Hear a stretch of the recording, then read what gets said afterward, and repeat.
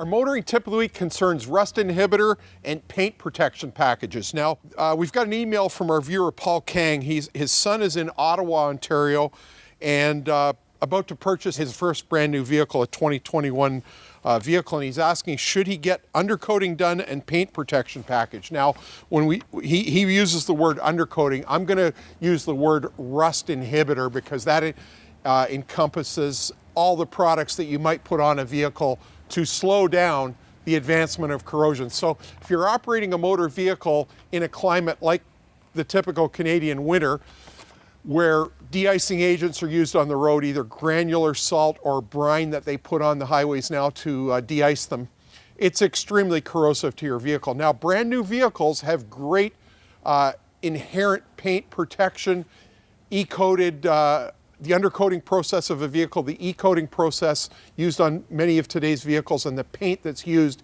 is very good. However, it does get abraded off by grit that's thrown off the tires in the fender areas and the underbody of the car, and it can get chipped off the leading edges of many areas of the car. So the paint protection package that he mentions, if it's the film that goes over the leading edge of the hood, front fenders, etc., I think it's a really good thing. Several of my customers have it on 2016 cars with pretty high K on them now, 130, 140 K, not a mark on those areas of the car. So I think it's really something that's worthwhile doing. He asks about getting it done at the dealer or from other suppliers. Paul, it's one of those jobs that's as good as the person on the job. So it could be done well at either one of those locations. He talks about undercoating. I call it rust inhibitor because there's no such thing as rust proofing. Eventually rust can occur on any sheet metal or steel surface of a car.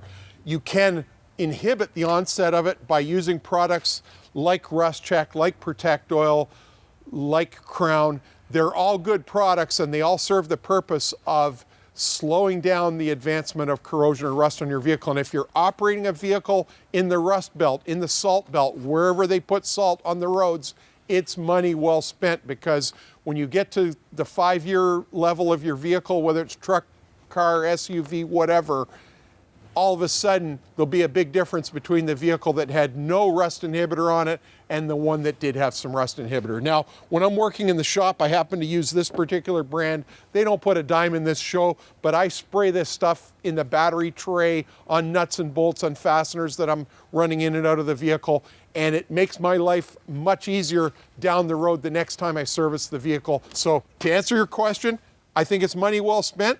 Where you get it done, your call. That's your motoring tip of the week.